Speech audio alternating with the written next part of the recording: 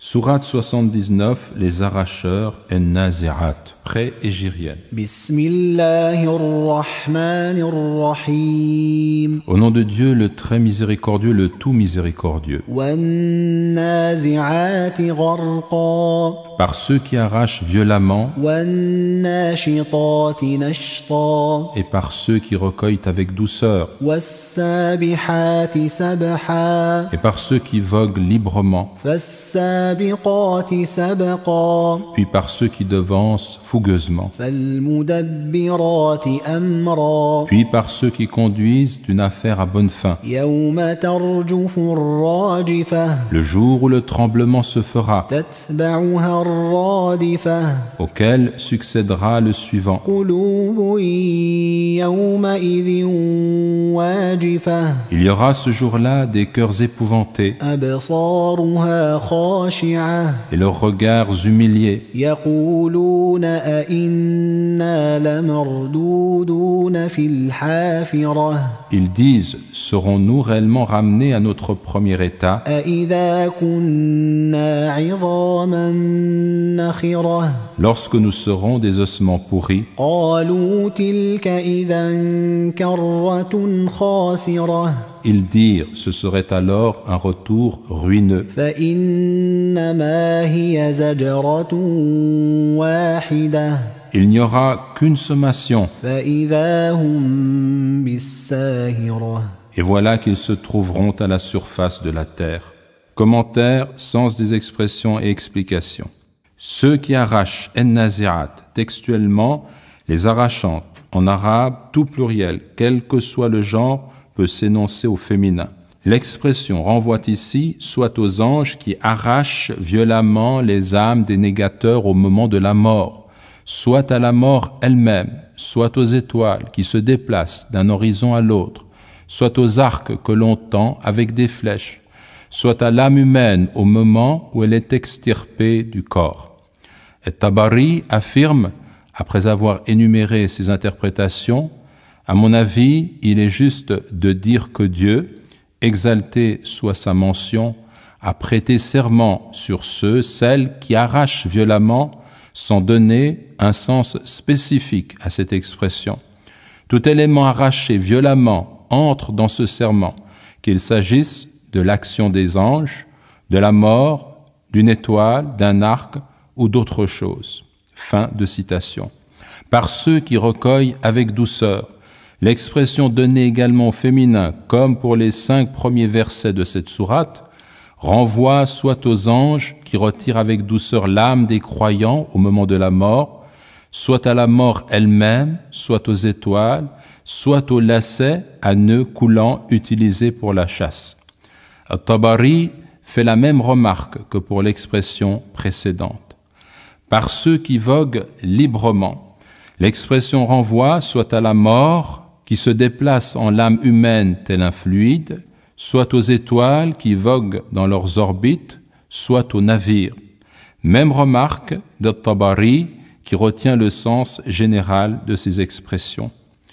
Par ceux qui devancent fougueusement, il s'agit soit des anges, soit de la mort, soit des chevaux, soit des étoiles. Même remarque d'At-Tabari. Par ceux qui conduisent une affaire à bonne fin, il s'agit des anges qui exécutent les ordres qui leur sont donnés par Dieu. Notons que beaucoup de commentateurs ont estimé que les expressions qui introduisent ces 5 premiers versets décrivent les actions des anges, selon le commentaire de El-Jalalayn et de Abu Bakr El-Jazairi. Le jour où le tremblement se fera, ce sera le premier souffle. Au bruit du clairon, l'univers sera anéanti, auquel succédera le suivant, le second souffle, qui amènera la résurrection. La tradition authentique rapporte qu'entre les 2 souffles, 40 années s'écouleront. Ils disent, serons-nous réellement ramenés à notre premier état lorsque nous serons des ossements pourris? Il s'agit des polythéistes et des négateurs qui s'expriment ainsi. Des ossements pourris, nakhira, ossements usés, ou selon une autre lecture, nakhira, ossements aux cavités creuses dans lesquelles le vent passe. Ce serait alors un retour ruineux Dans le sens, nous serions destinés à l'enfer. Il n'y aura qu'une sommation. فَإِنَّمَا هِيَ زَجْرَةٌ وَاحِدَةٌ. Zajra, un seul cri ou un seul souffle qui suffira à la résurrection. Quelques enseignements. Premièrement, la structure de la phrase arabe par laquelle on prête serment comprend deux parties. Celle où le serment est énoncé, ici les 5 premiers versets commençant par l'expression « par », et celle qui comprend la chose dont on témoigne comme relevant d'une certitude et pour laquelle on jure. Ici, cette seconde partie est sous-entendue et n'apparaît pas dans le texte coranique. Cette tournure elliptique sert à marquer avec éloquence une évidence. La résurrection est vérité. Deuxièmement, Dieu prête serment sur certains éléments de sa création, à l'opposé de l'être humain qui, selon les préceptes de l'islam, ne peut prononcer un serment que par Dieu. Ibn Omar a dit « J'ai entendu le messager de Dieu, sallallahu alayhi wa sallam, affirmer « Celui qui prête serment par un autre que Dieu a certes associé à Dieu une autre divinité. » Hadith rapporté par At-Tirmidhi. Troisièmement, au moment de la mort, l'âme du croyant est finalement extirpée avec douceur, ce qui ne sera pas le cas pour le négateur. Quatrièmement, Ubay ibn Ka'b rapporte que le messager de Dieu sallallahu alayhi wa sallam a dit « Le tremblement dû au premier souffle est venu, auquel succédera le suivant. La mort est venue avec ce qu'elle comprend. » Un homme demanda au messager de Dieu « Que penses-tu du fait que je te consacre l'ensemble de mes invocations en appelant sur toi la bénédiction divine ?» Le prophète sallallahu alayhi wa sallam lui répondit « Alors Dieu te mettra à l'abri de tout souci en ce qui concerne ta vie ici-bas et ta vie dans l'au-delà. » Hadith rapporté par Ahmad. Ibn Kathir signale la version énoncée par At-Tirmidhi. Quand étaient passés les 2/3 de la nuit, le messager de Dieu sallallahu alayhi wa sallam se levait et disait « Ô gens, souvenez-vous de Dieu, le tremblement dû au premier souffle est venu, auquel succédera le suivant.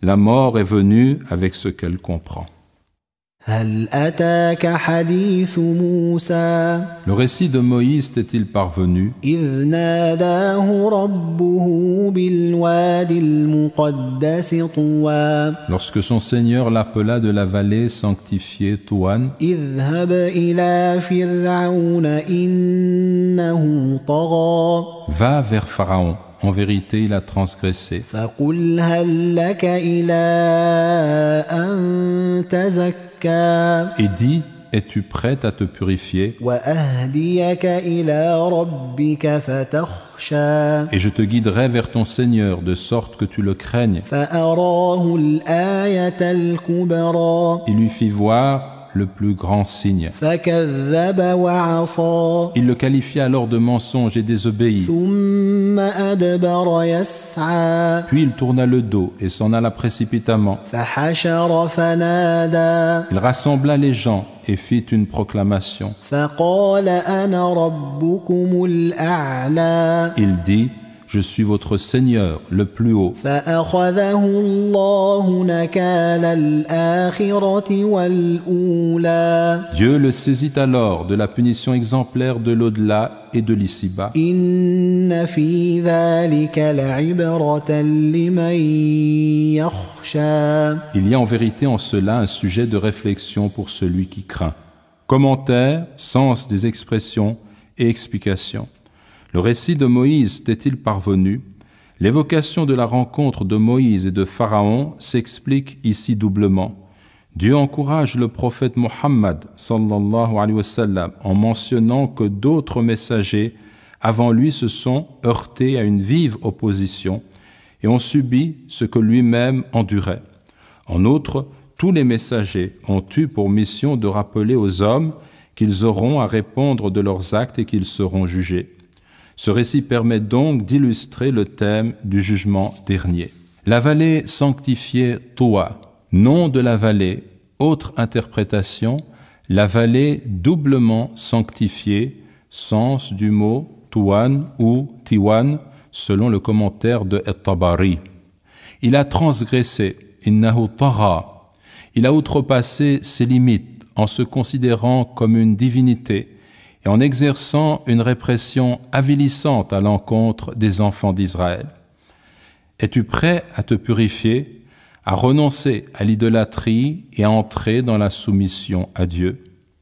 Il lui fit voir le plus grand signe. Le Coran mentionne 9 miracles ou signes dont Pharaon et son peuple ont pu être témoins. Le bâton, la main, l'inondation, les sauterelles, les poux, les grenouilles, le sang, les années de disette et la diminution des fruits.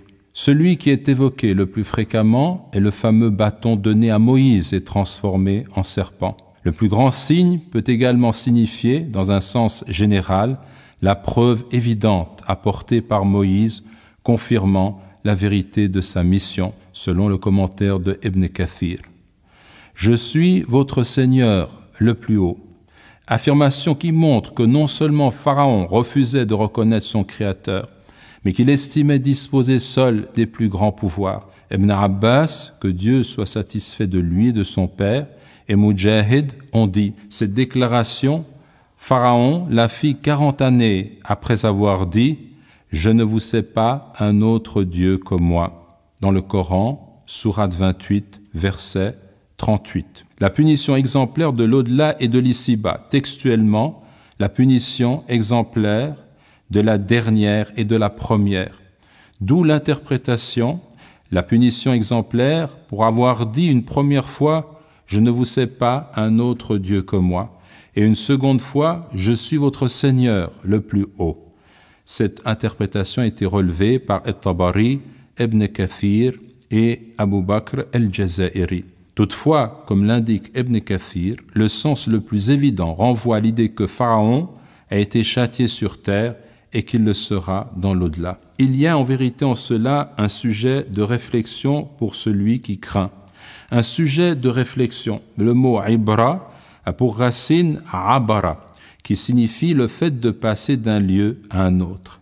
Al-i'tibar et al-ibra désignent l'état par lequel on parvient à ce dont on n'est pas témoin en partant de la connaissance de ce dont on est témoin, selon Ar-Raghib dans son livre El-Mufradat.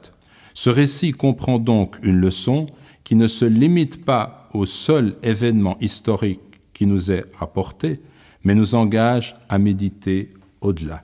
Quelques enseignements. Premièrement, toute personne qui s'engage sur la voie du prophète, sallallahu alayhi wa sallam, doit nécessairement s'attendre à une forme de répression exercée contre sa foi, parce que le monothéisme est destructeur des idoles et que les idoles, de l'argent, du pouvoir, des passions, sont nombreuses. Deuxièmement, le prophète et messager Moïse, la paix soit sur lui, est un modèle pour les musulmans. Troisièmement, à noter que Moïse, dans ce récit, est appelé par son nom propre, alors que Pharaon est appelé par son titre. Cela parce que Moïse est apparu à un moment historique déterminé, alors que le pharaonisme est une doctrine que l'on retrouve à travers les âges. L'homme s'y substitue à Dieu, érige ses propres lois et domine ses semblables. Lorsque Abu Jahl, ennemi acharné de l'islam, mourut à la bataille de Badr, le prophète Muhammad sallallahu alayhi wa sallam le désigna comme le pharaon de cette communauté. Il en sera ainsi jusqu'à la fin des temps. Les formes subtiles du despotisme et de l'impérialisme s'opposeront toujours au message libérateur de l'islam, c'est-à-dire de la soumission à Dieu seul. Quatrièmement, et je te guiderai vers ton Seigneur, de sorte que tu le craignes. En d'autres termes, tu ne pourras vraiment craindre Dieu, à moins de le connaître. La crainte de Dieu est ainsi le fruit de la connaissance.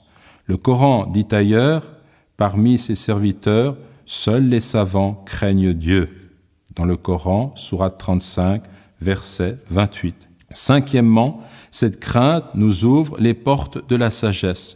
Elle nous permet de tirer des enseignements précieux de ce récit.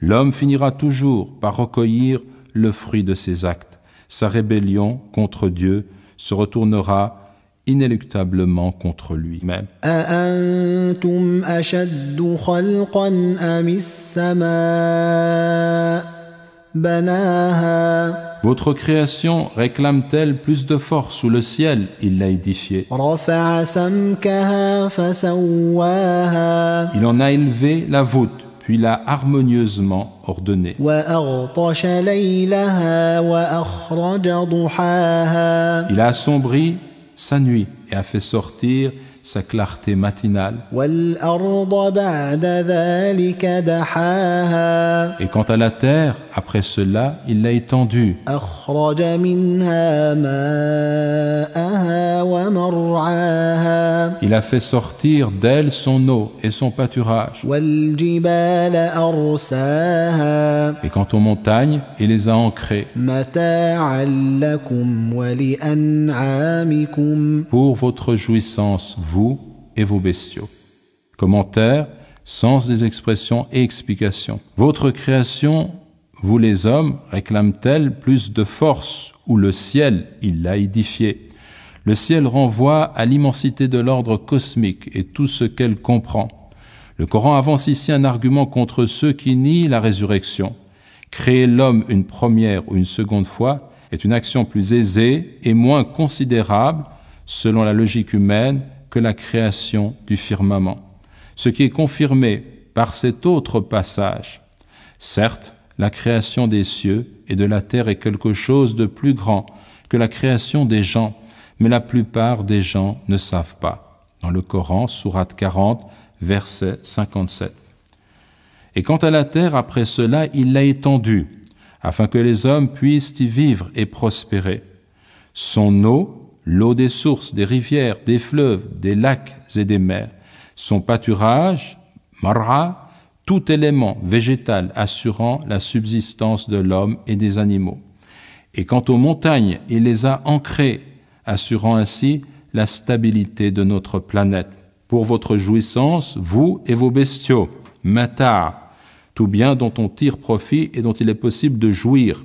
An'am, ce sont les bestiaux, c'est-à-dire les camélidés, les bovins et les ovins, selon El-Jalalayn. Quelques enseignements. Premièrement, après avoir évoqué la figure de Pharaon, le Coran rappelle à l'homme combien il est une créature insignifiante, comparée au reste de la création, dont il ne perçoit pas la fin, mais dont il témoigne de la disposition harmonieuse. Deuxièmement, il existe une règle argumentative évidente qui permet de tirer une conclusion sur la faisabilité de ce qui est petit à partir de l'observation de la faisabilité de ce qui est plus grand. Troisièmement, de façon continue, l'homme consomme les bienfaits que Dieu met à sa disposition. Le Coran nous invite constamment à prendre conscience de cette réalité et agir en conséquence en nous débarrassant de tout sentiment d'autosuffisance. Quatrièmement, Dieu associe les hommes et leurs troupeaux dans le fait qu'ils dépendent de l'alimentation végétale. Le Coran révèle ainsi ce que nous avons en commun avec les animaux, mais par là même, il nous amène à méditer sur ce qui nous différencie d'eux. Sans doute, notre conscience que notre vie a une origine et une finalité, et qu'elle ne se limite pas précisément à la consommation des biens terrestres. فإذا جاءت الطامة الكبرى Quand donc viendra le plus grand cataclysme, يوم يتذكر الإنسان ما سعى le jour où l'homme se souviendra de ce qu'il s'est efforcé de faire, وبرزت الجحيم لمن يرى la fournaise sera montrée à quiconque verra. فأما من طغى Quant à celui qui aura transgressé وآثر الحياة الدنيا et qui aura préféré la vie d'ici-bas, فإن الجحيم هي المأوى la fournaise sera alors son refuge. وأما من خاف مقام ربه ونهى النفس عن الهوى Et quant à celui qui aura redouté de comparaître devant son Seigneur et qui aura interdit à son âme de se laisser entraîner par la passion, فإن الجنة هي المأوى Le paradis sera alors son refuge. يسألونك عن الساعة أيان مرساها Il t'interroge au sujet de l'heure. Quand va-t-elle jeter l'ancre? فيم أنت من ذكراها Quelle connaissance en as-tu pour le leur dire? إلى ربك منتهاها C'est à ton Seigneur qu'est ramené son terme. إنما أنت منذر من يخشاها Tu n'es seulement que l'avertisseur de celui qui la craint. كأنهم يوم يرونها لم يلبثوا إلا عشية أو ضحاها Le jour où ils la verront, il leur semblera n'avoir demeuré qu'un soir ou son matin. Commentaire, sens des expressions et explications. Le plus grand cataclysme. Le deuxième souffle accompagnant la résurrection. Le mot tamma désigne une catastrophe qui surpasse toutes les autres. Le jour où l'homme se souviendra de ce qu'il s'est efforcé de faire, ses bonnes et mauvaises actions. La fournaise sera montrée à quiconque verra. Quiconque aura la faculté de voir. Quant à celui qui aura transgressé, tara, dépassé toute limite, terme qui renvoie à toutes les formes de rébellion contre l'ordre divin, qu'il s'agisse de la négation de Dieu, de la transgression de sa loi ou d'une quelconque action tyrannique exercée contre les humains, et qui aura préféré la vie d'ici-bas. Il est question ici de l'homme qui est attaché à l'existence terrestre au point d'en faire le centre de sa vie et de ses préoccupations. Son cœur est soumis à des idoles éphémères qui sont un amour excessif pour les biens et l'argent, ou pour la gloire, ou pour les plaisirs de la vie, ou pour tout idéal qui se limite à la seule perspective de notre présence ici-bas. La fournaise, Al-Jahim, l'un des noms de l'enfer, de Jahama, qui veut dire allumer et attiser le feu. Celui qui aura redouté de comparaître devant son Seigneur, autre sens possible, qui aura redouté la haute position, maqam, la haute position de son Seigneur, et qui aura interdit à son âme de se laisser entraîner par la passion, el-hawa, passion, désir, caprice, qui aura combattu les passions en s'imposant de suivre les commandements divins. Sahl a déclaré: l'abandon de la passion est la clé du paradis, du fait que Dieu, à lui la puissance et la majesté, a dit: et quant à celui qui aura redouté de comparaître devant son Seigneur, et qui aura interdit à son âme de se laisser entraîner par la passion, le paradis sera alors son refuge. Abdallah ibn Mas'ud, que Dieu soit satisfait de lui, a affirmé: vous vivez en un temps où la vérité conduit la passion. Viendra un temps où la passion conduira la vérité. El-Kalbi a dit: ce verset a été révélé au sujet de celui qui songe à commettre un péché. L'occasion lui en est donnée alors qu'il se trouve seul, puis il en abandonne le projet par crainte de Dieu, selon le commentaire de Al-Qurtubi. Il t'interroge au sujet de l'heure. Ils, ce sont les polythéistes, mais quoi, qui posaient la question par moquerie avec insistance et mépris. Quand va-t-elle jeter l'ancre? Quand va-t-elle arriver? Comme le navire qui arrive au terme de son voyage et duquel on jette l'ancre. Mursan désigne le stationnement ou le mouillage d'un vaisseau, du verbe arassa, mouiller, jeter l'ancre. C'est à ton Seigneur qu'est ramené son terme. Dieu seul sait quand viendra l'heure, ce qui est confirmé par cet autre verset. Il t'interroge sur l'heure, quand va-t-elle jeter l'ancre? Dis, sa connaissance est seulement auprès de mon Seigneur. Lui seul la manifestera en son temps. Lourde elle sera dans les cieux et sur la terre. Elle ne viendra à vous que soudainement. Dans le Coran, sourate 7, verset 187. Et lorsque l'ange Gabriel avait interrogé le prophète, sallallahu alayhi wa sallam, en lui demandant « Informe-moi sur l'heure, quand viendra-t-elle » Le messager de Dieu, sallallahu alayhi wa sallam, avait répondu « Celui à qui la question est posée n'en sait pas plus que celui qui la pose. » Hadith rapporté par Al-Bukhari et Muslim. Tu n'es seulement que l'avertisseur de celui qui la craint. La mission du prophète, sallallahu alayhi wa sallam, est simplement d'avertir les hommes que la résurrection est vérité, que le paradis est vérité et que l'enfer est vérité. Selon Al-Qurtubi, ce verset comprend une réfutation claire de l'opinion de ceux qui prétendent que les états de l'au-delà seront purement immatériels et que la quiétude et la douleur ne seront éprouvées qu'au niveau de l'esprit et non pas sur le plan des sensations réelles. Il leur semblera n'avoir demeuré qu'un soir ou son matin. Selon Ibn Abbas, que Dieu soit satisfait de lui et de son père, le terme « ashiya », un soir, désigne le temps écoulé entre le moment où le soleil se met à décliner, l'après-midi, et le coucher du soleil. « Duhaha », son matin, désigne le temps écoulé entre le lever du soleil et midi, ceci selon le commentaire de Ibn Kathir. Un autre passage du Coran souligne le caractère éphémère de notre vie ici-bas. Le jour où ils verront ce qu'il leur est promis, il leur semblera n'être resté sur terre qu'une heure d'un jour. Dans le Coran, sourate 46, verset 35. Au jour de la résurrection, lorsqu'ils se trouveront aux portes de la vie éternelle, les hommes auront ainsi le sentiment que leur existence terrestre était très courte. Quelques enseignements. C'est une règle bien connue, plus un être ou une chose ont de la valeur, plus ils possèdent de titres ou de noms. Le Coran nomme le jour de la résurrection de différentes façons. Al-Waqi'a, l'événement. As-Sakha, l'assourdissante. Al-Qari'a, la fracassante. Yawmul Qiyama, Yawmul Ba'th, le jour de la résurrection. Yawmuddin, le jour de la rétribution, le jour du jugement. Yawmul Hisab, le jour des comptes. Yawmut Tanad, le jour où l'on s'entrapellera. Yawmut Talaq, le jour de la rencontre.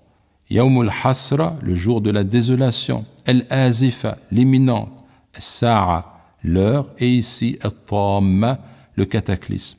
Autant d'appellations qui soulignent l'importance et le caractère imposant de ce qui est nommé. Cette insistance marque une volonté constante, au fil de la récitation coranique, de réveiller la conscience humaine et d'amener l'homme à conserver à l'esprit son retour imminent à Dieu. La croyance au jour dernier, el-Yawmul Akhir, est avec la croyance en Dieu, en ses anges, en ses livres, en ses messagers et en la prédestination, l'un des 6 piliers de la foi musulmane. Deuxièmement, nous sommes entièrement responsables de nos actes et chacun verra le bien et le mal qu'il a fait. Il s'en souviendra de façon heureuse ou douloureuse le jour des comptes. Troisièmement, le jour de la résurrection, il y aura 2 sortes d'hommes. Celui qui aura cru se sera comporté avec piété et qui entrera au paradis. Et celui qui aura nié la vérité divine et aura vécu dans la désobéissance et qui entrera en enfer. Quatrièmement, le plus grand des combats est celui que l'on entreprend contre soi-même. Il est appelé Jihad en-Nafs. Il consiste à lutter contre nos mauvais penchants, à réformer et purifier nos âmes. D'après Anas ibn Malik, le prophète sallallahu alayhi wa sallam a dit « Le paradis est voilé par les actions qui sont désagréables et l'enfer est voilé par les choses désirées. » Hadith rapporté par Muslim. Cela veut dire que c'est par l'effort et en luttant contre le mal qui est en nous que nous avons accès au paradis, bien que les désagréments occasionnés par ce combat ne nous laissent pas entrevoir dans l'immédiat ces jardins. Et c'est au contraire en se laissant aller sur la pente des plaisirs et des désirs illicites que l'on a accès à l'enfer, alors même que ces passions illusoires nous cachent la sinistre réalité qu'elles recouvrent.